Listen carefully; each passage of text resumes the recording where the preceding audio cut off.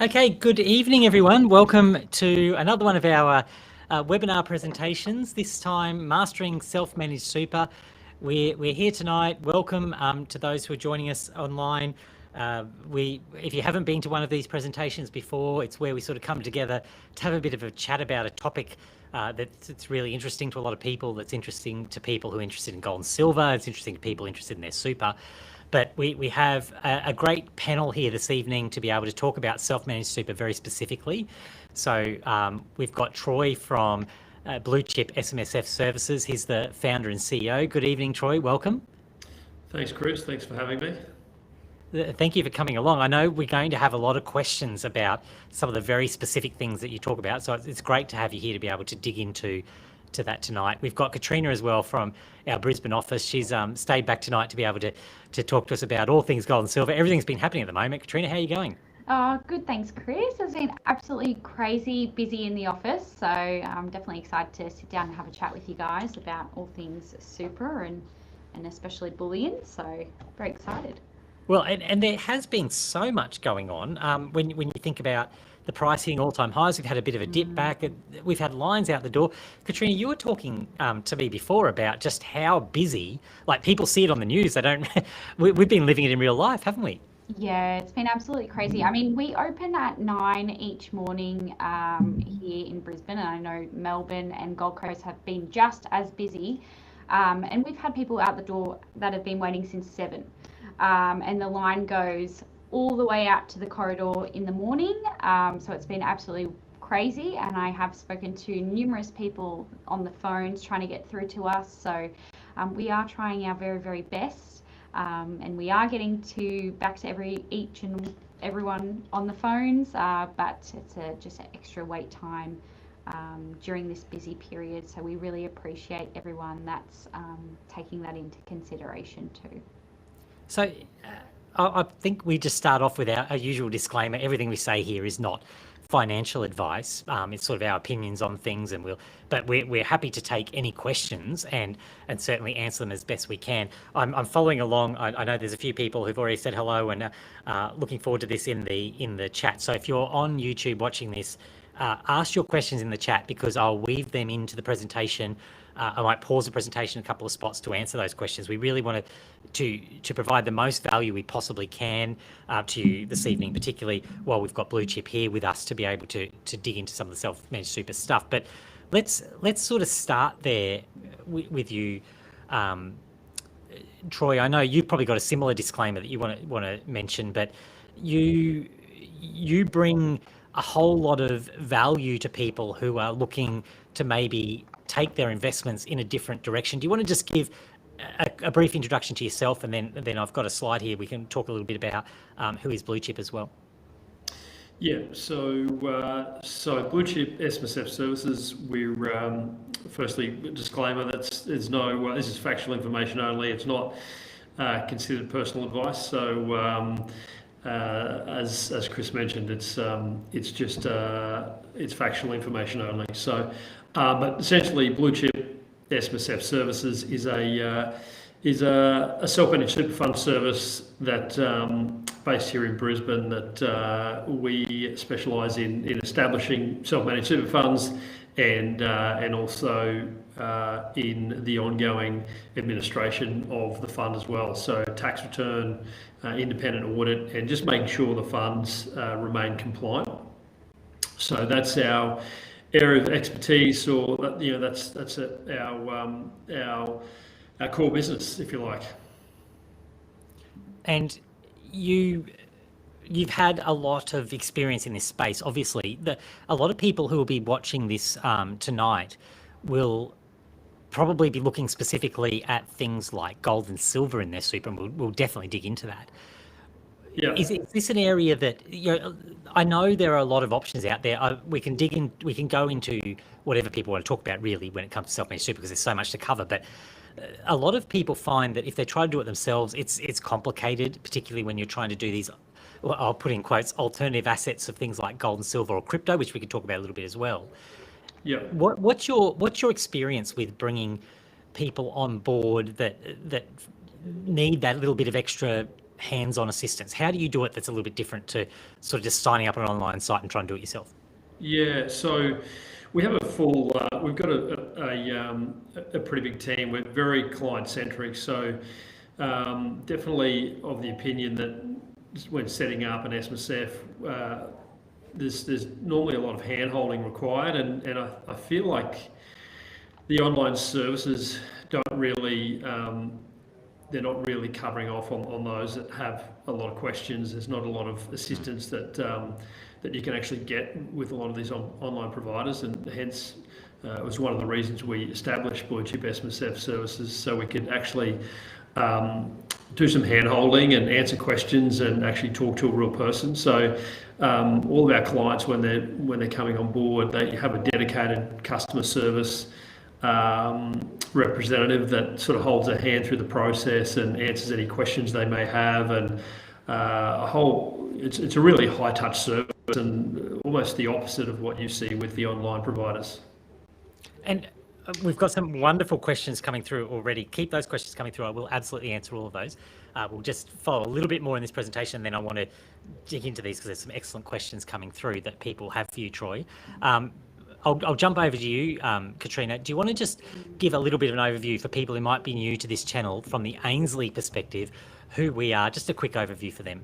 Yeah, definitely, Chris. So Ainslie has been in operation for 51 years this year, so since 1974. So we have a lot of long-term clients and relationships, and it's a family business, so it's really nice that they've obviously kept it in the family, and they're very client-focused, like BlueChip, which is really great. We sell a wide range of different products, so we've got gold, silver and platinum. We've got great prices, very competitive prices. We also have many different types of brands, which is great.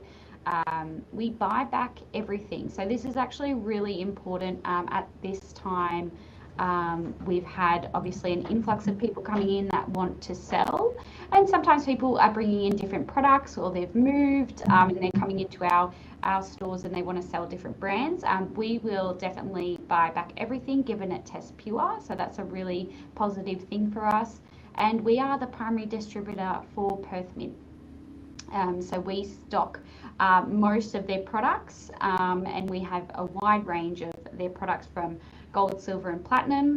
One that's been actually really popular is the new horse. So you might have seen that if you have been into the office or online, and that's been super popular.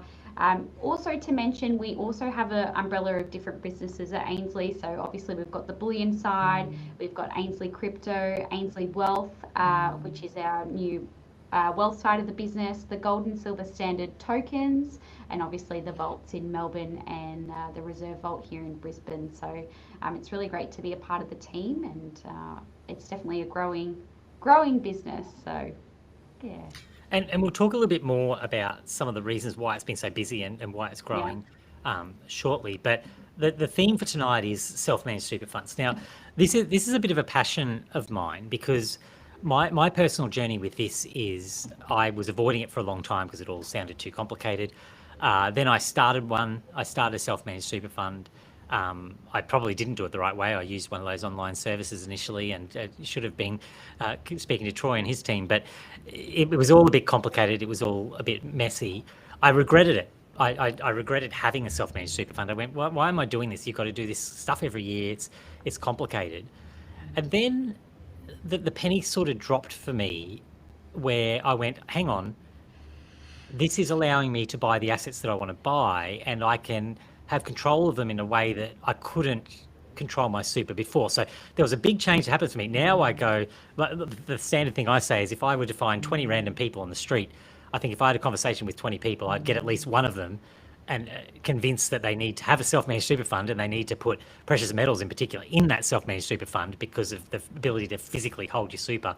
There's so much in what I just said, but let's peel it back really to the basics for people who might be here earlier in my journey even, just going, well, I think it's all a bit complicated. What is it? That sort of stuff. Troy, the question on the screen, what is a self-managed super fund? How do you address someone like me back then? Yeah, so a self-managed super fund, quite simply, is a private superannuation fund that that allows you to make all the investment decisions as you've done, Chris, with your investment journey through super. So it allows you to take control of your retirement savings, make all of those investment decisions, and essentially just take control of your retirement savings. So typically with a retail or an industry fund, you choose one of 5 options in an industry fund, and you really have no say as to what you're investing in. That is all it's all mandated by that particular superannuation fund. And it sort of limits you, I guess. Certainly from an investment point of view, it doesn't really give you the wide range of investment offerings that you can have with an SMSF. So quite simply, it's a private superannuation fund that you make all the investment decisions on. So as opposed to a retail or an industry fund that you really have no say over where your funds are invested. And as part of that journey for me, sort of that story that I'm telling there was not really understanding that the point you just made, I didn't really have control over the specifics. So there were things that I went, well, hang on, I'm invested in the share market. I don't really want to be invested in the share market. I really want to be in these assets that I think are going to protect me from concerns that I've got about what's going on in the market. It wasn't until that realization happened that I went, well, picking from those 5 options isn't enough.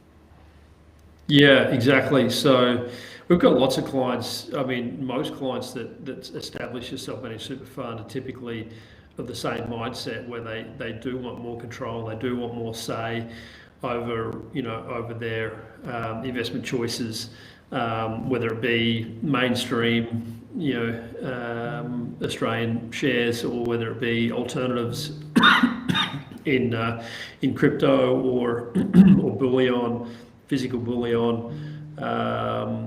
But it certainly does give you a whole, it opens up a whole nother world of investment options that you just don't have with certainly an industry fund and even a retail fund.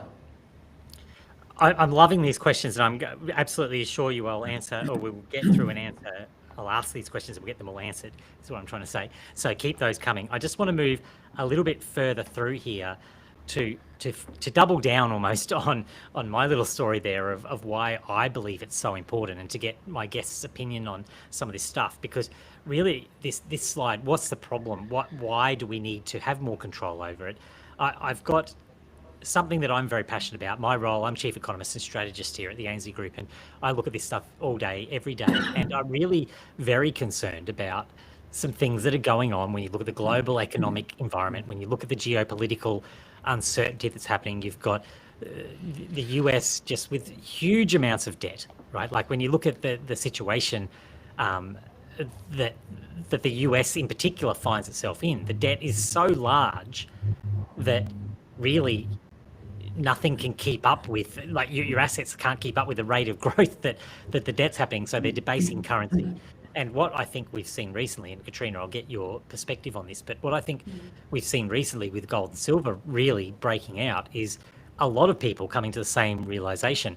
Unfortunately, the central banks came to that realization, countries came to that realization a little while ago. They've been buying for years now, China in particular buying massive amounts of gold.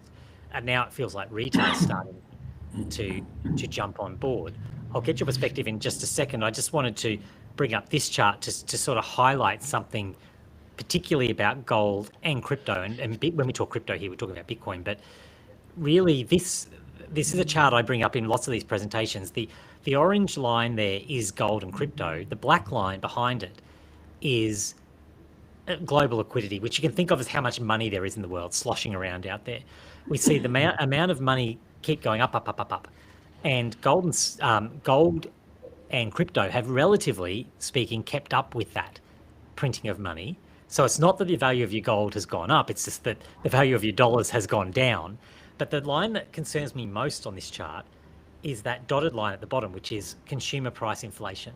So when people report, when you see inflation reported in the news or economists talking about inflation, they say it's only running at 3 or 4%, whatever the number happens to be at the time. You go, oh, well, that's probably not that bad. But when you actually look at the asset price inflation and add the two inflations together to get the total picture, it's far, far worse. That's what that black line is showing. And your assets just aren't keeping up with that. In particular, the share market hasn't been keeping up with that. A lot of assets that people are putting their super into, particularly if you're holding in cash, it certainly hasn't been keeping up with that. So people are holding these assets that aren't even just keeping up with the rate of total inflation that's going on.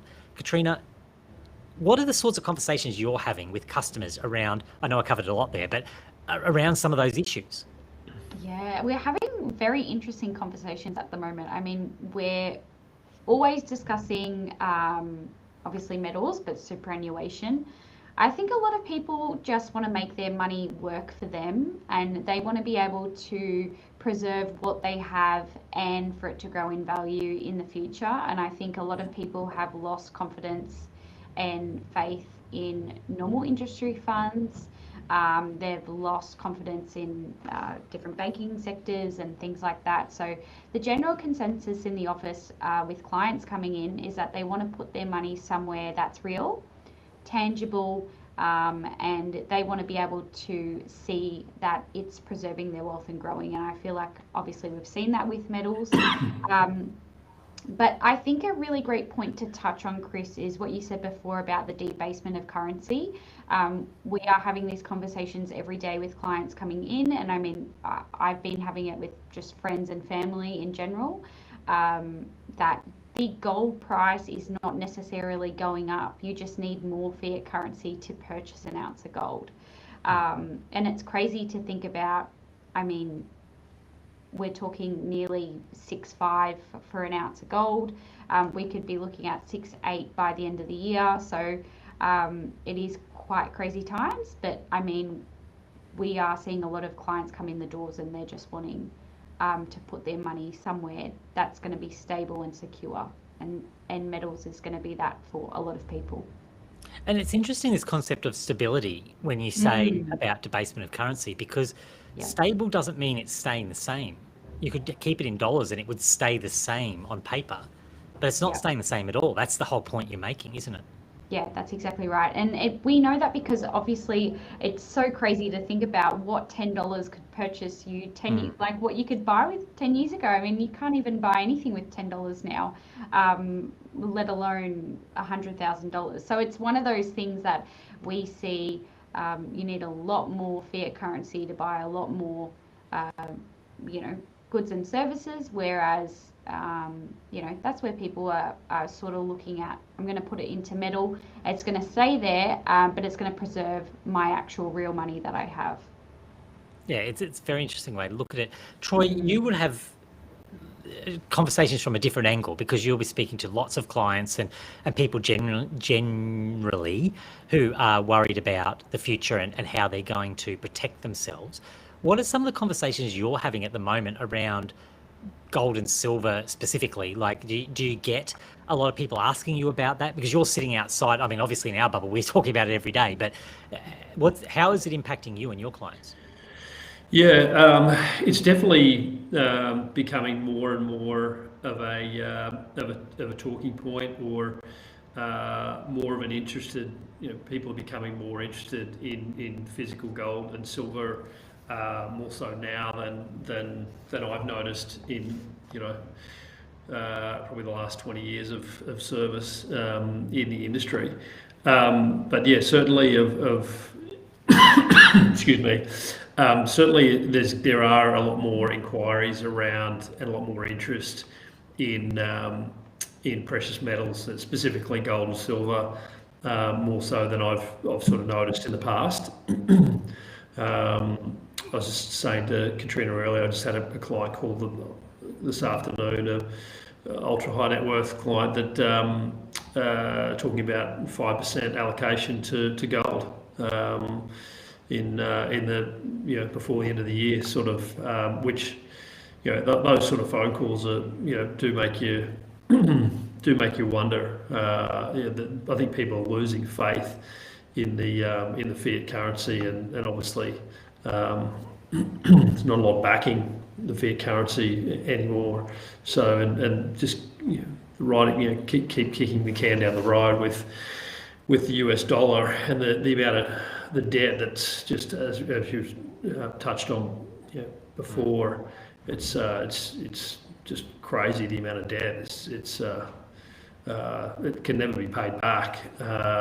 So yeah, it's certainly more inquiries of late than ever before.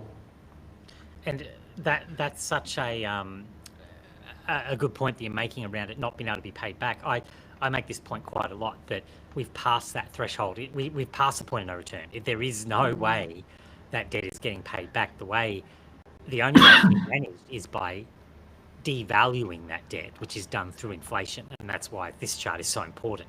Look at total inflation, because often people think it's only happening at 3 or 4%. The reality is, I mean, that chart is shooting up, but the reality is it's probably more double-digit percentage that we're seeing across the asset price inflation as well. The gap between those two is the wealth gap, and you just see that growing and growing. Like, it is unsustainable to have all the assets in the hands of only a very few, and you have to get on the right side of that chart to even keep up. It's not even about getting ahead; it's just keeping up. It's quite a problem.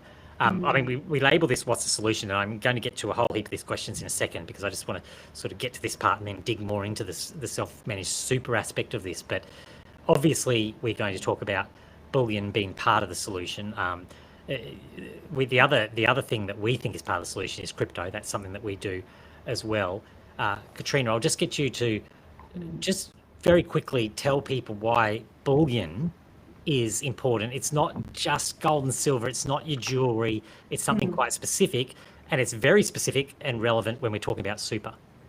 Yeah, it definitely is. And we do have a lot of inquiries about how to know specifically what is bullion and what is considered not bullion. So with your bullion bars, I've actually got one here to show. So what we do look for is the purity of the bar, which is for silver 3 nines and above, and for gold it's 4 nines.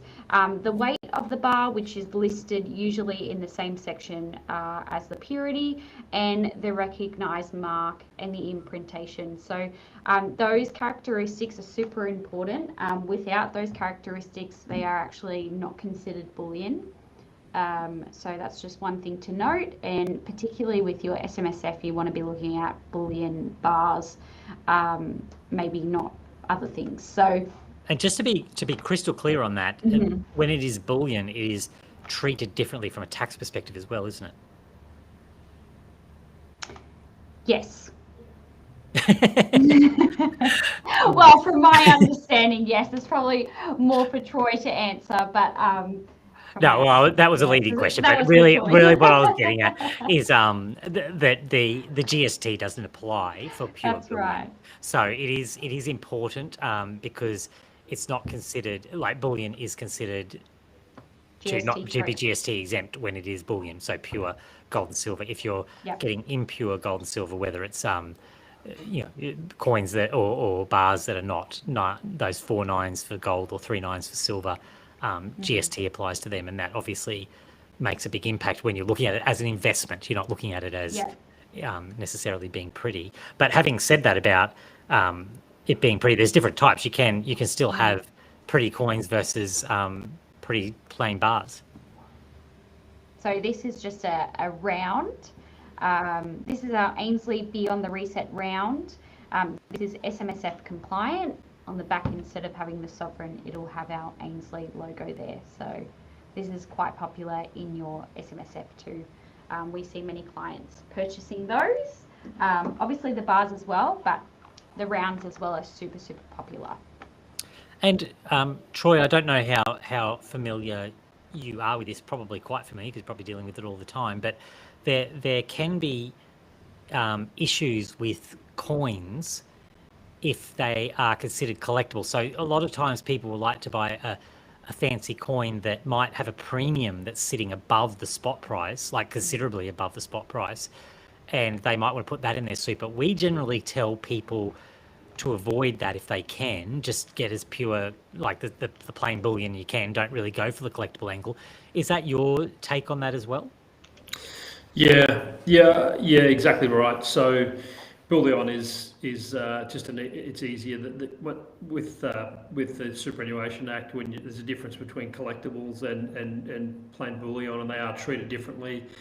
And you want to sort of stick to the bullion. It is from an SMSF perspective, it's much easier to from a compliance point of view, sticking to the bullion as opposed to collectibles.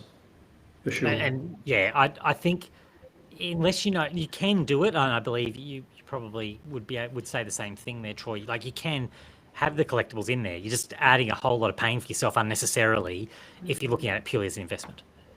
Yeah, exactly right. There are additional requirements that you need to be ticking off when you do go down the collectible path, which can add holding costs to your overall investment. So you are right, Chris. Absolutely, sticking to the bars is definitely the easiest path for when you're talking about SMSF assets. If I can also add, just with the bars too, you will pay a fair premium for those collectible coins. I think you might have added before. So going with those cast bars, which I find a lot of clients are going for those cast bars, they're going to pay less of a premium and they're going to get more for their money, especially if they're coming in with a super balance. And we do offer bulk discounts as well on top of that as well. So it's something to note if anyone's looking at purchasing, obviously, bars versus rounds or coins. Definitely more value for money with going with the bars. And I want to just bring up crypto here as well, because there will be people watching this who are interested in putting crypto into their super. From your perspective, Troy, it's the same thing really at the end of the day. It's another asset that's allowable, or depending on how you set it up, but certainly how BlueChip would set it up. It's an allowable asset in there. It is something that people can consider. Yeah, exactly right. So as I mentioned earlier, having an SMSF allows you to a broad range of different investment options, and crypto being one of them, same as gold, physical gold and other alternatives. Crypto is certainly allowed as part of your investment strategy. It's just important to have it. Make sure when you are setting up the account with your exchange, whoever you're purchasing the crypto through, just ensuring that the name on the account is reflective of the name of your SMSF and not you personally owning those crypto or digital assets. You want to make sure that they are in the name of the SMSF for compliance purposes, and that's probably the main one. Is just making sure that they are in the name of the SMSF and not in your own personal name, and then just making sure with your SMSF, if you've got one already or whether you're establishing a fund, just making sure in your investment strategy that you're covering off on those assets. So whoever's helping you establish your SMSF will help you with your investment, or should be helping you with your investment strategy, and making sure that they're covering off and on those assets, being crypto or bullion or any other assets that you're holding inside your fund. And Ainslie Crypto, it's worth a call to them if you're thinking about this. So just giving us a call at Ainslie and speaking to the guys from Ainslie Crypto, because they will make it very easy to do that in a compliant way, giving you the sort of paperwork and things you need to make it really easy from the SMSF perspective, because crypto can be a little bit tricky. It's one of those that having someone there produce really clear documentation is very helpful for. My 2 cents on this particular aspect for those who maybe aren't considering crypto is, I think you just, Bitcoin in particular, you just need to have a little bit of a look at that. It's a great one from my perspective to have a little bit of a punt on that and put it away in your self-managed super, leave it there, see what it does, because it's one of those things that I look at with a small allocation. If I'm right and it's going much higher and it's going to do amazing things, It's going to do great wonders for your super. It's done great wonders for my super. I made that decision a little while ago, and it's done very, very well. It's certainly outperformed what I would have been able to do under an industry fund, that's for sure. Super for me is a great place to park it, right? Like just that sort of buy and hold. I just wanted to have a little bit of exposure. If I'm right, I'm going to make a fortune. If I'm wrong, I didn't have that much exposed to it anyway. That's my view on it. So something to think about there. I think it really complements. Bullion's much more proven long-term. I get that.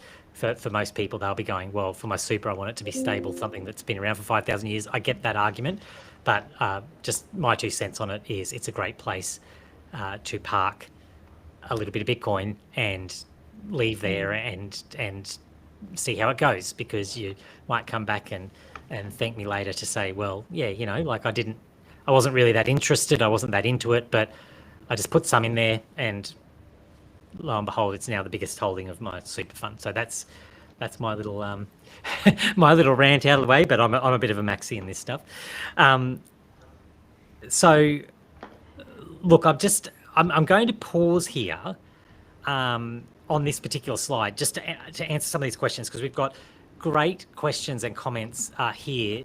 So for people who are sort of joining and not quite sure of it following on in an order, it might jump all over the place a little bit, but we'll pause here, we'll answer some of these questions, we'll dig into some of these conversations, and then we'll go back to look at more of the specifics around self-managed super fund that we've got on the slides. But I think this is a really good way to do it, because that way we can make sure we're addressing what people's concerns are. We've got the first question here. How is BlueChip considering JP Morgan's 60-20-20 recommendation? I mean, I know, Troy, you won't have specific advice, and do you get a lot, I might reframe it, do you get a lot of questions from people around different allocations that maybe they do want some guidance on, or do they look for benchmarks? How do you find people approach this idea of how they're going to allocate? Do they, and like looking at things like bonds, and traditionally those funds would do bonds and shares and you know, maybe some diversified assets as well. How do you think about that aspect of things? From an asset allocation point of view, I think, you know, I mean, everyone's different and has different beliefs on where, and ultimately nobody really knows where markets are heading or where anything's heading. But so everyone has different opinions on everything, and that really is reflective of their asset allocation and their risk tolerance. So you know, for a more defensive play, you know, certainly larger holdings in the, you know, in bonds and, you know, fixed interest and gold and bullion and even crypto. So it really depends on your risk profile. You know, as I'm saying, is, you know, like if you're the more defensive, or you know, might be nearing the, you know, towards heading closer towards perhaps retirement and becoming a little more defensive, they want to increase their defensive part of their portfolio, then they might start increasing their asset allocation, their defensive assets. But then obviously you need to be mindful that, you know, in heading into pension phase, these type of assets like gold, they're not income producing. So you need to make sure that you've got, you know, enough liquid assets to, you know, to pay out minimum pension payments and things like that. But certainly in accumulation phase, you know, we are seeing larger amount, you know, larger holdings or percentages have moved a little bit higher, ticked up a little bit higher, certainly with the precious metals. Look, you're lucky I don't have all of my slides available, because I'd whack up the gold outperformance of even the income producing, because a common argument we get around gold is that it's not income producing. I mean, that's certainly Warren Buffett's argument. He always talks about the pet rock and, you know, says it's a waste of time having there. But since the year 2000, we have these charts that just show wonderfully that even without the income producing aspect, it's still outperformed property, shares, all of them, including reinvesting dividends, including reinvesting income. So yeah, it is an interesting one, and that concept of defensive is an interesting one as well. The only other bit I would add to that is the physicals, another aspect to think about. Katrina, you're probably the right person to talk about this. We've spoken in the past around the seize up that happened to some of those accounts for people who might have had what they would have considered to be liquid assets. They had their shares, they had even cash locked up during the financial crisis back in 2008, or whether it was even during COVID. Some of these funds just froze, not forever, but they froze temporarily. People couldn't access their money because the system was very turbulent. And we had people flooding in here because the only asset from their super that they could sell was a physical asset they controlled. Yeah, that's exactly right. But actually, we've had so many people come through, I think, our offices and mention that when they were trying to also roll over their funds, obviously it's not a quick and easy process, whereas if they had it in metal or any, if they've got it in metal, it's very easy to sell. It's quite easy to sell down. Or even I've had clients that get to preservation age and want to draw down from their superannuation, and they've got the physical asset. It's just easy to sell 1 ounce of gold at a time. Really up to the individual, but like Chris said, we had many clients and people coming through the doors that actually had their accounts frozen for a period of time. So I think that was a big wake-up call for people, to be really upfront with you, because they realised that they need to take control of their own money, and having it in physical metal, they're able to obviously control and sell when they need to. But yeah, having it in a normal industry super fund for those people, I think really deterred them. And then as a result, obviously, they moved to self-managed. I'll keep going through some of these questions because there's a lot to deal with here, actually. What bullion can I hold in my SMSF? Does it have to be serial numbered or Perth Mint kilogram bars? Okay, a silver Kangas compliant. So I'll ask a different question of you on this, Troy, but my answer to that is you can hold any bullion in your SMSF. The only caveat I usually put on that is the coins one we mentioned before. If you could avoid anything that's sort of the collectible, where it's really not about what it looks like, it's about if you're paying a higher price for it than the price of. So what Katrina's holding up there, that's a bullion coin. That's perfectly fine. It's about when people are paying these higher premiums, because auditors don't necessarily like that. I want to reframe the question slightly for you, Troy. It does matter that you are working with people who have auditors that understand this stuff, doesn't it? Yeah, exactly. So, yeah, auditors are they're a different kind. They're a different kind. But yeah, certainly. Auditors are. But yeah, you want to make sure that whoever's doing the administration of your SMSF, firstly, you want to make sure you've got what you're buying is compliant, and sticking to the bullion is the easiest way to do that, and sort of steering away from the collectibles. But yeah, certainly you want to make sure your administrator, whoever's looking after your SMSF, if you're not looking after it yourself, if you've outsourced that part of your that work from your SMSF, then just ensuring that the independent auditor sort of you're ticking all the boxes and you're providing them all the information they need to make sure your fund is compliant. And I'm just going to leave this slide up here. Jamie, producing me from the background, said, we have a slide about this. Why have you not got that on the screen? So I'll put that up there now while we talk a little bit more about this. There are some tips there about gold and silver bullion and coins that are important to probably read through, and some of those traps to avoid. And we've mentioned those, but I'll leave that on the screen while we address some more of these questions, because I think that's a really, really valuable information for people. In retirement, will I be able to take gold coins out of my SMSF and keep them, or do I have to sell them? That's a really good question, a very specific question for you there, Troy. Yeah, so I mean, you don't have to sell any assets in retirement if you don't want to. If you've got enough liquid cash there to to fund your pension payments, then you don't need to sell any of your assets. You can leave them there for as long as you like, and just using your. I mean, if you're running out of actual liquid cash, and you can sell down, obviously, some of those assets. If it's bullion, for example, you might want to sell down one bar, for example, to provide the income that you need for the next 12 months or 2 years, or whatever the case may be. But you certainly don't have to sell down any assets in pension phase. Once you do hit pension phase, though, and you do sell those assets, typically they'll be tax free. That's when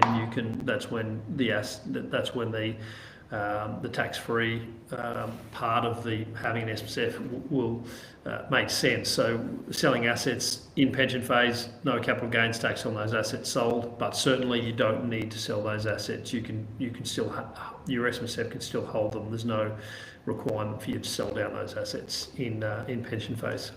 We've got a comment here. Having my SMSF means that my investment portfolio is much more nimble. That's absolutely true. And there's a question: can I keep it at home? And this is, to me, just so vital to that journey I was talking about earlier, my journey on this. A penny drop moment to say what control actually looks like. But Troy, I'll let you answer that. Can I keep it at home? You can actually keep it at home. If it's not a collectible, then you can actually keep them at home if you want to. Highly advisable to have them insured, though, if you're keeping them at home. Alternatively, you can store them in a vault. I know Ainslie, I know you guys have a facility in place for storage, which means you don't need to. That includes insurances, I believe, as part of your storage solution. So you certainly can keep it at home. I would highly advise, obviously, having it insured and obviously keeping it in a safe or somewhere that is actually safe. But if you can avoid, you want to make sure it is in a safe place and certainly insured. If the house burns down, or there's a theft or robbery of some sort, you've just lost all your retirement savings and you can't get it back. So that's the reason for the insurance piece. But certainly, if you want to play it safe, you can certainly use the Ainslie storage facility, for example, and that way you know exactly where it is. It's insured, and it meets it ticks all the compliance boxes from a compliance perspective. Ticks all of those boxes. So you can keep it at home. Just make sure it's insured, kept in a safe place. Alternatively, you can also leave it in a vault with someone like Ainslie. And Katrina, I'll ask you a little bit about the vaults in a second, but a really, really good point from that discussion is your SMSF advisors, like Troy here, like you'll have many people, the accountants, all of them will talk about that insurance piece as being something that is part of their industry. It's part of what they do. But when you actually go to get insurance on precious metals, you'll often find it's very difficult to get. I would almost say impossible because of the nature of the items. But that is really one benefit of storing in the vault. So what often happens for people, from my experience at least, is with the SMSF, if they're keeping it at home, they end up having to do it uninsured, and there's risks associated with that, obviously. Katrina, the vaults solve that because they will insure it when it's in the vault for probably obvious reasons. But do you want to just have a very quick overview of how the vaults interplay there? Yeah, of course. I think it's a great point to mention. Like you said, obviously, when you store with Ainslie, it is fully insured. So if you are storing with us, we've got a couple of different storage options, but the most popular storage options are unallocated and allocated metal. Both of them are fully backed 1-to-1. They're all fully insured, which is really great. A number of times, actually, I have clients that do like to take the metal home with them, and I usually get a call about 2 weeks later that they want to put it into storage. So Obviously, each individual is going to be different, but I know a lot of my clients and a lot of my Victorian clients too, in that fire area, fire region, they definitely like to pop that all into storage. Well, But if it's yeah, the hot whole, enough, your metal will still be there if the well, house there you burns go. down. It'll just be in a blob and you'll find it a little bit difficult. Not Yeah. optimal. The auditor might not be too happy, but at least it will still be there. But you can also store directly with the Melbourne or Reserve vaults. So obviously, they're independent third-party vaults, very, very secure. You do need an appointment to go to the vault with your photo ID, so they obviously won't let you in if you don't have those. And it's located, both of them are actually located underground. So a lot of people ask me, how secure is it? Can I go there at any time? You definitely can't just walk in.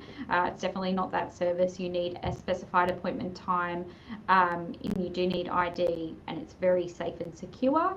And you can store there. They've got different size lockers there that range from, I think, 10 kilos all the way up to however many kilos that you need. But again, you can also store with us. At Ainslie. I think also it's a convenience sort of thing. If you are storing with us, you can sell remotely. So when we do get clients that get to that pension phase, they might be wanting their money for various reasons. They want to use it. Simply, they just email us. We call them to confirm all their details, security checkpoints, all of that. We obviously need to make sure that it's them that is wanting to sell and not someone else. So we go through that and then we pay the same day. So it's something to note, but it's quite convenient for people that are traveling interstate, and just means they don't have to come into the city, take their metal out of the locker and come back to us. We can do it all over the phone too. So it's a great service that we have. I want to make sure that I get all these questions in. So I'll very quickly, you mentioned there some other ways to store it. So what I'm sort of doing here is I'm just going to blend a few of the slides into some of these answers so that we can get as much done as possible and answer all these questions. But the allocated storage is where you take specific products and put it in the name, in this case of your self-managed super fund. They lock those specific ones away. That's for right. you. That's one option that you've got. You also mentioned this other one, which was unallocated storage. Yeah. What's the benefit of unallocated storage then? If you could have your specific bars put away, I mean, that one, I'll flip back to that. That sort of had those fees attached. Yeah. Why do a lot of people choose the unallocated option? Well, I know for me, I like to get the best for value bars, and that's typically the unallocated. You're getting the best for value kilo bars if you're doing silver or ounces of gold or platinum. You're not having to pay that storage fee, per annum. It's really obviously cost effective for the client, and you're getting the best for value bars. So that's why I think that unallocated is certainly very popular. Allocated is still very popular, and I get a lot of clients that specifically want to store one particular brand of metal. So we do have a lot of people that specifically like Ainslie or specifically like Perth Mint or PAMP. They might choose to do allocated storage because they want specific brands, or they want a specific size. So with allocated, you can choose whichever size that you like. Obviously it needs to be over that $10,000 threshold when you're purchasing, selling or redeeming, but with unallocated, you're purchasing by the kilo of silver or ounce of gold. And you can redeem it at any time, but it is up to the Treasury's discretion on what bars they give you. So if you've got 10 kilos of silver and you email us and you want to pick it up same day, that is not a problem. We've got all the stock. You can come in store, we'll do that paperwork for you, and you can pick up 10 kilos of silver. So both of them are really great, but again, I sort of go for best for value, which is the unallocated, saves you all those storage fees. So there's a question here around, I'll answer this, but when will we get Ainslie Banking lending services lending against bullion and crypto that we hold?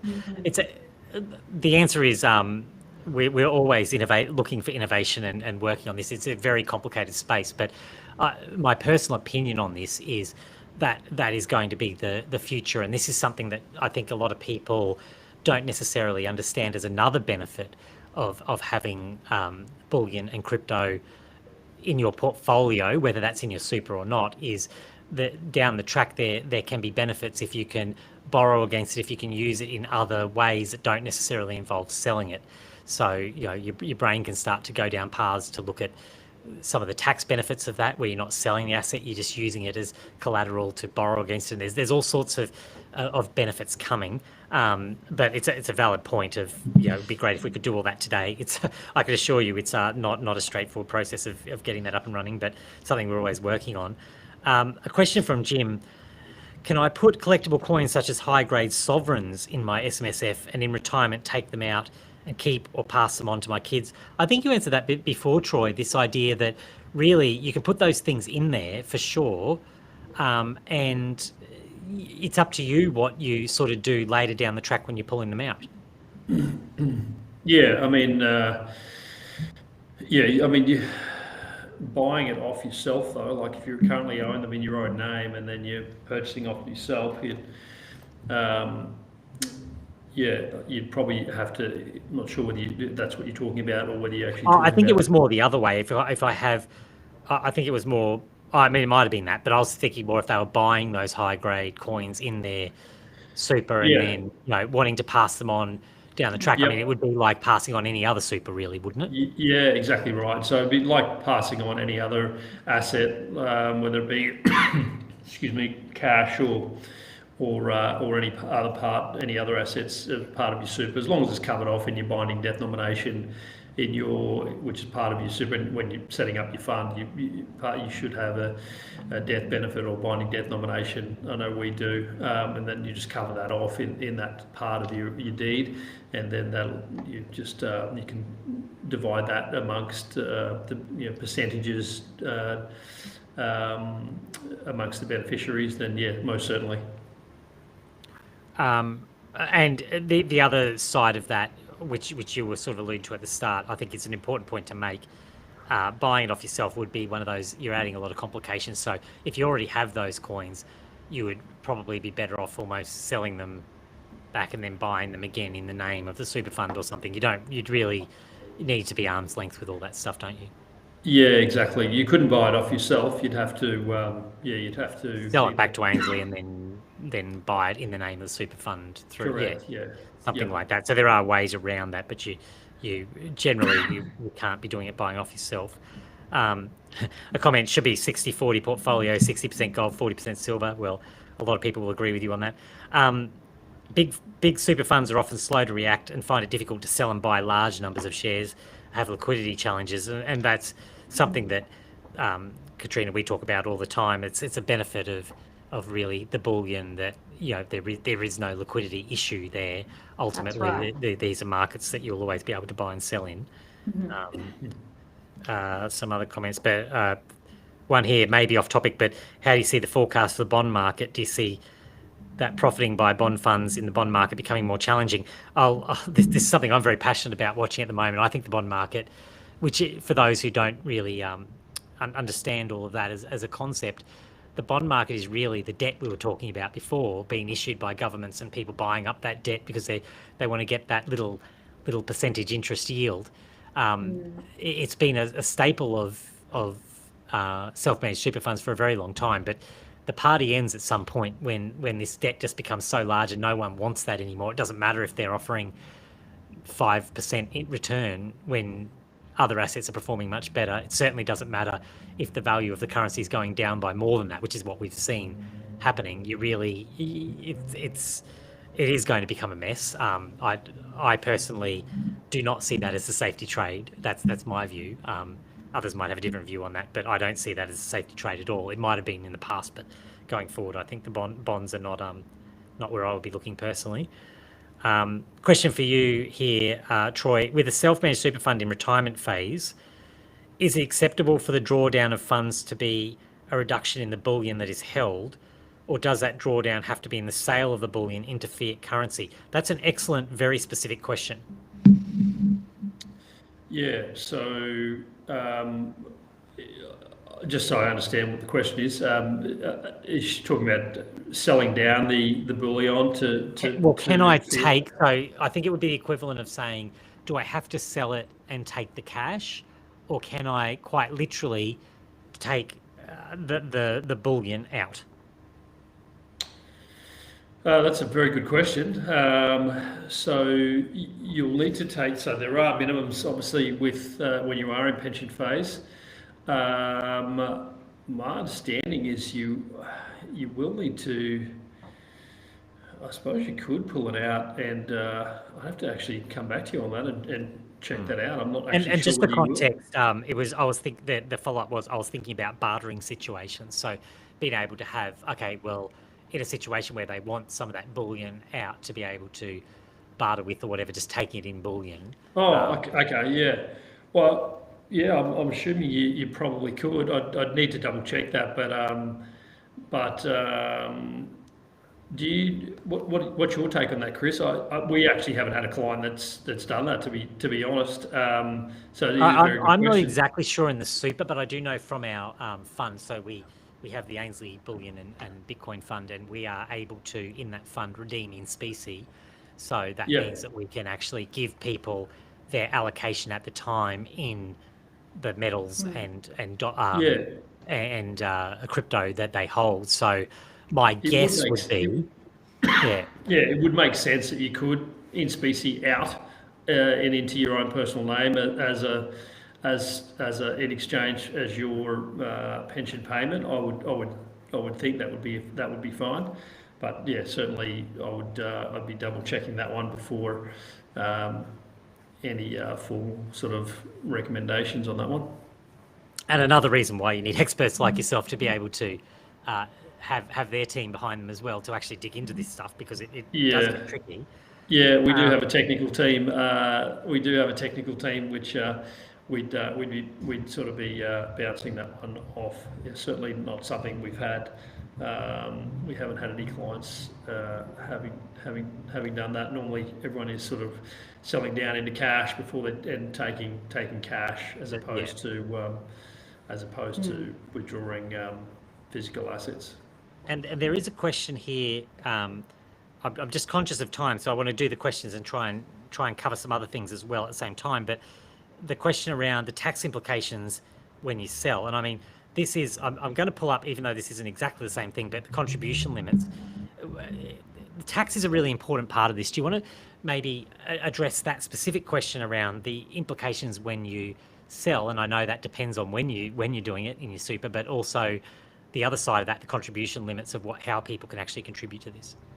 Yeah, so there's two types of contributions. There's concessional contributions or tax deductible contributions, which for this current financial year is 30,000 per annum. So when you're talking about concessional, that you're sort of referring to, that part of that is your employer contributions. And then you also have non-concessional contributions of 120,000 per year. And excuse me, non-concessional contributions are contributions where tax has already been paid on that money. So it doesn't attract what's called a contributions tax, which is 15%. And then you can also roll forward 3 years, providing your balance is less than 1.76 million.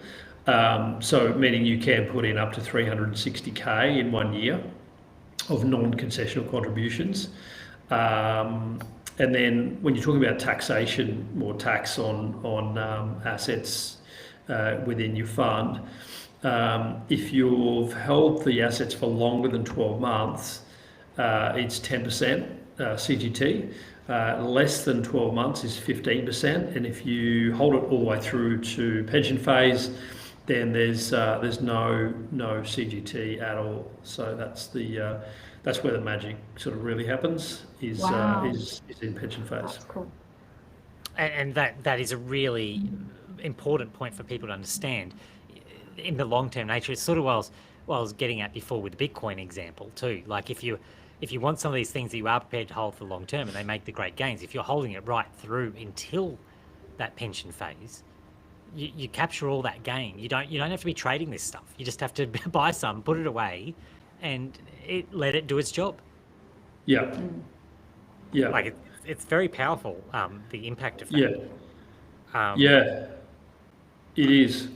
I mean, there was a point here. I buy my gold bars outside of super. I keep my income and profits within super, where it will be tax free eventually. So, some people have figured this out. And the gold bars outside of super will not attract annual tax until you sell it with the capital gains tax. But that's also true. Well, certainly we will talk about this, and we could go down a deep rabbit hole on this, which we probably don't have time for. But the keeping it in your super, you're not paying that capital gains tax if it's just sitting there. You're only paying it when you sell it, aren't you? That's correct. So, yeah, there was some. There is a bill floating around at the moment, which everyone's probably heard of, called unrealised capital gains tax, which is was only going to be applicable for balances above 3 million. That bill that's recently Jim Chalmers has recently backflipped on that bill, and that is no longer the case. So there won't be any unrealised capital gains. It'll be still realised, and that just means any balances, any assets above 3 million will be taxed at an additional 15% once those assets are sold, and then above 10 million, it's 40%. So nothing has changed for fund balances below 3 million, but balances above 3 million will attract an additional 15% capital gains tax. Not legislated as yet, but it is coming in, proposed to be coming in July 1 next year. So, and as I said, we could go down a very deep rabbit hole with that, because we've had lots of conversations about this. But yeah, that one's a big one, a big topic in the office. I'll keep going. I won't get caught up. How diversified does the ATO require an SMSF to be? This is a great question as well. Or does it purely depend on the SMSF investment strategy created by the SMSF members? And a follow-up question or statement here from someone else. My trust deed says that I must not have more than 50% in any single asset class. It also requires be diversified. That's it. Now, I think my understanding, and Troy, I'll get your more professional opinion on this, but my understanding is it really does matter how that investment strategy is drawn up, how it's established originally, because I know in mine, for example, I don't have to be diversified. I can have it all in one asset, but I do need to acknowledge the risks of that, or the terminology is escaping me at the moment of what I have to do. But I basically say, yes, that's a decision I'm making. I'm actively making that decision. But it really does depend, doesn't it? Yeah, so you want to just check out your, your trust deed, and of course your investment strategy to make sure that it does allow for, it covers off on whether you are fully diversified into a range of different asset classes, or whether you are a single asset fund. As long as your investment strategy is covering off and covers off on that, then that's fine. There's no hard and fast rule about that you need to be over diversified or under diversified, and you can't have just one asset. You've just got to make sure that your deed, of course the ATO wants you to be fully diversified, but at the end of the day, it's what is in your investment strategy that matters most.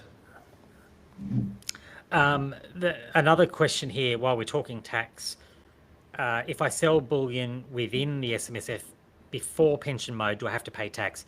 So that, my understanding, and this has been answered below, tax is 15% before the pension mode. So you do, if you're selling it before, you'll pay tax on the profit. Is that right? Like at that 15% rate, but the super fund itself pays that tax. Is that all correct? That's correct. Yeah. So you're not paying that tax personally. The fund owns the asset, and the fund will pay the tax. But if you've only held it for 12 months or less, then it's 15%. But anything over 12 months, then it's reduced to 10%. And then so that's accumulation phase. And then, of course, pension phase is 0. So there will be CGT implications prior to pension phase, but it's only 10 or 15% depending on how long you've held the asset.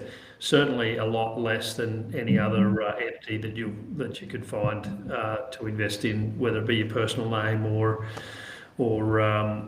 a company or a trust structure.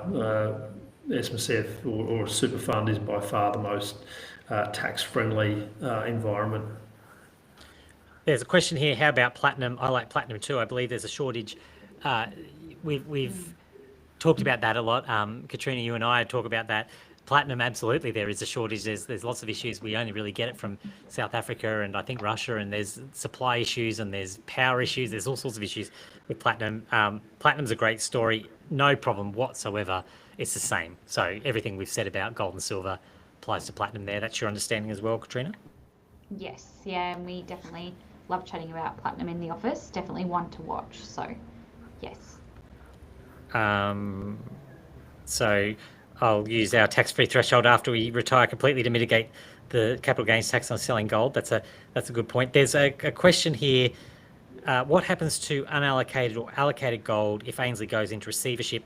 That's a very good question that I don't have the full answer to. If you want to send that question in an email to info@ainsliebullion.com.au, you will absolutely get the detailed and correct answer to that question.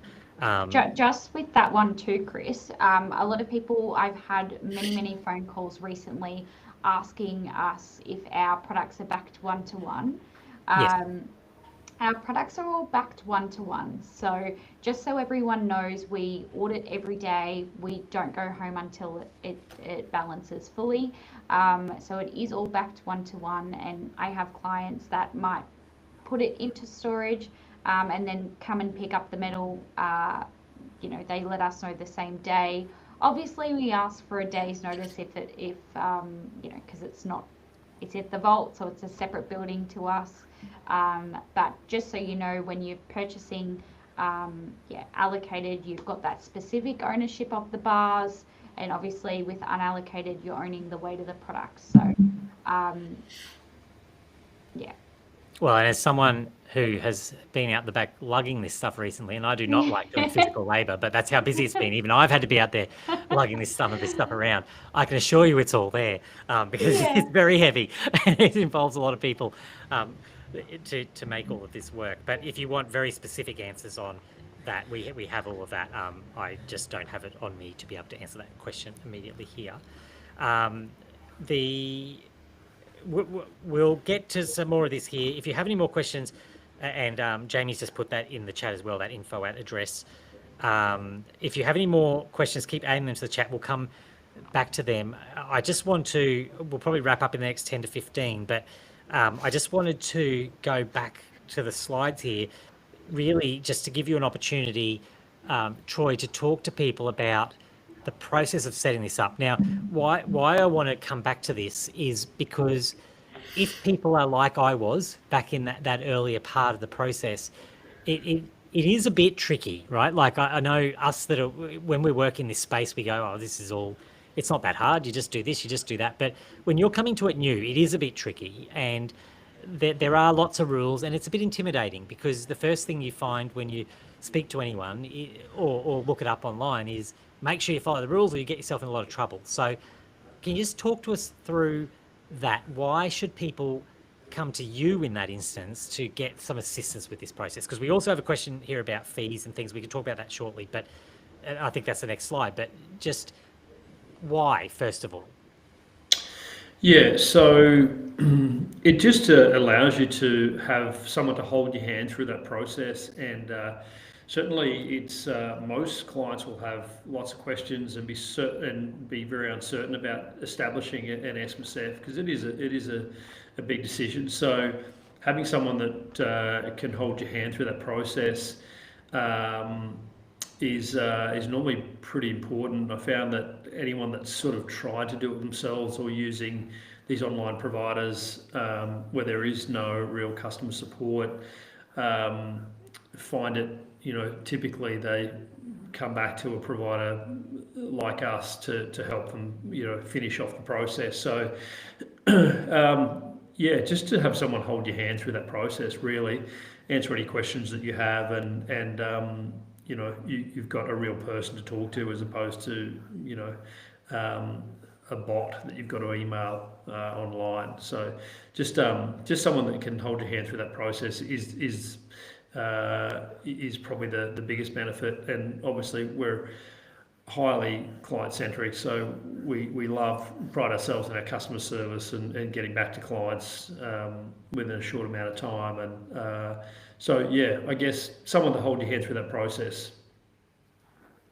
And it is important. I think you realise that once you go to some of those other sites and have a look and go, oh, okay, there's a lot I sort of need to know there. So it's fine if you're really on top of all of that and you understand how the regulations work and you know it all.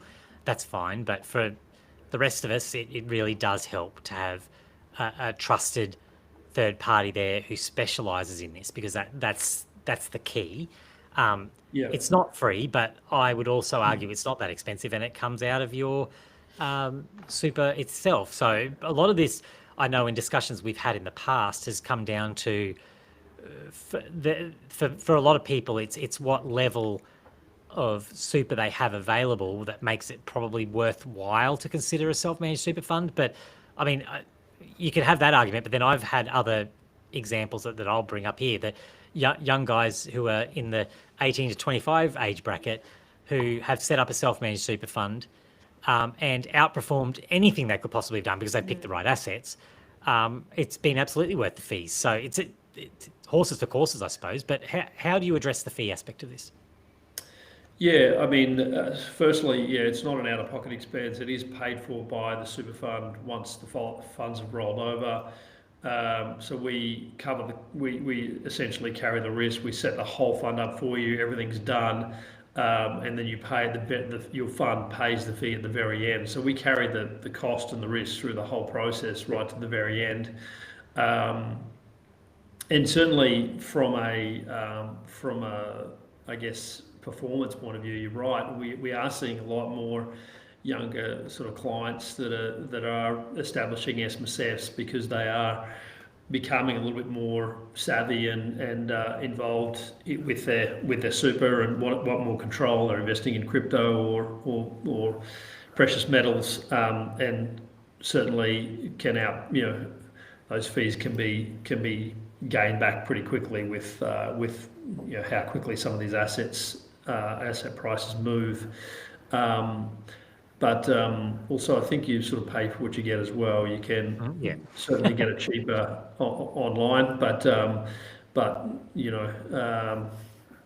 we do have a special offer, by the way, that I don't think we've mentioned yet for the listeners this evening, which is $3,000. Our normal usual price is $4,400, but it's $3,300 for all of the Ainslie listeners tonight. So I think that's might be at the very end of the slide. Is that right, Chris? Yep. So there is a special offer for anyone listening that's tuned in tonight. And those details will be at the end of this slide, which you just need to provide the Ainslie code when you're establishing the fund, and then you get that discount of that's a significant discount, and that's a one-off cost, because there's a question here, how much does it cost for BlueChip to organise and do the tax return? So that's that ongoing cost you've got there, the $200 a month. That covers everything. That's right? That's correct. Yeah, that covers your absolutely everything. So tax return, your audit.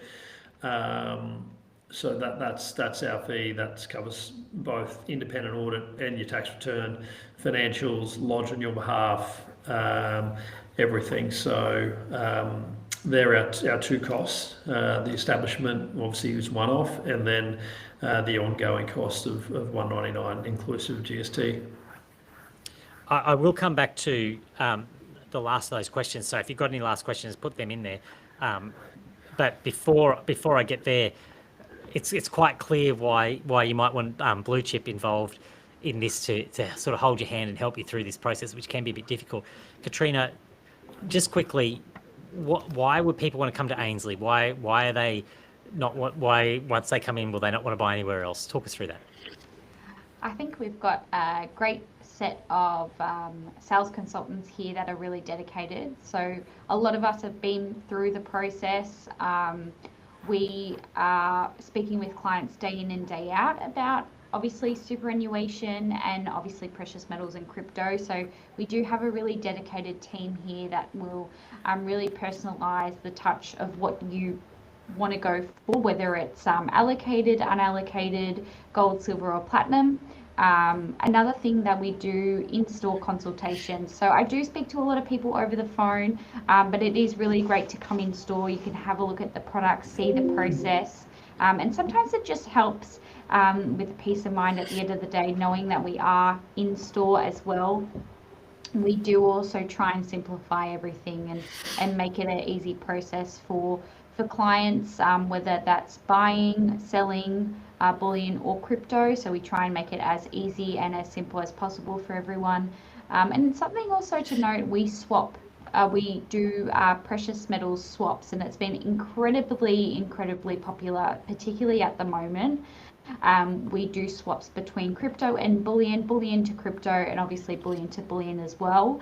And we can do that in one transaction sitting for you. So whatever you are sort of looking at or you want it tailored towards, you can always give us a call or come in store and we'll be able to assist you with your inquiries. My summary of both of what both of you have said there is it really is that human on the other end aspect of this.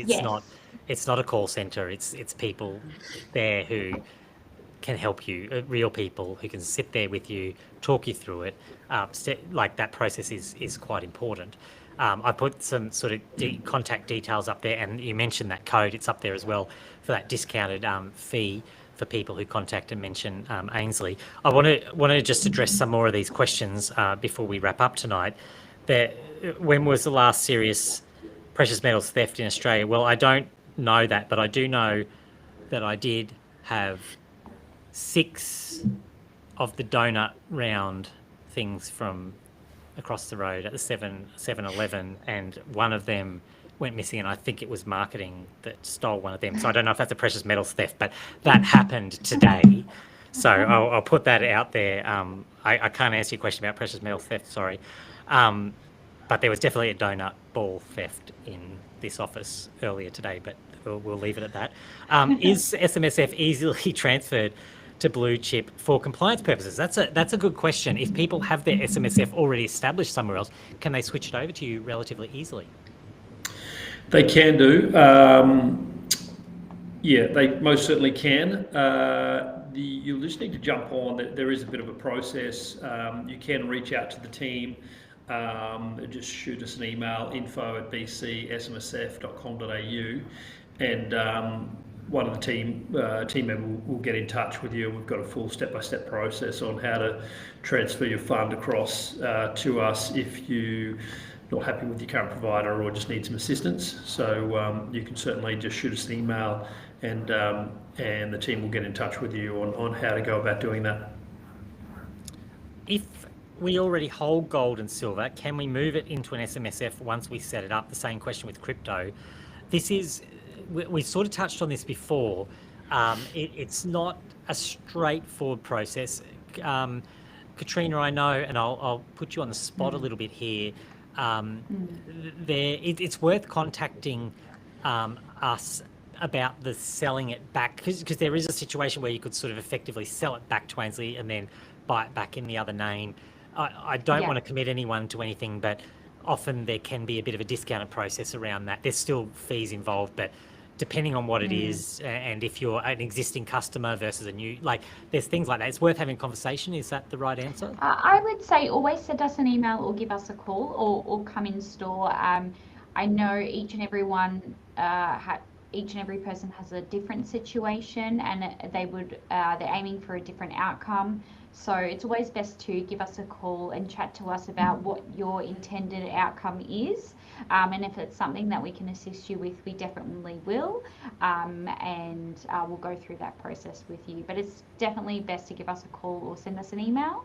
And then you can come in store. We can definitely chat about it.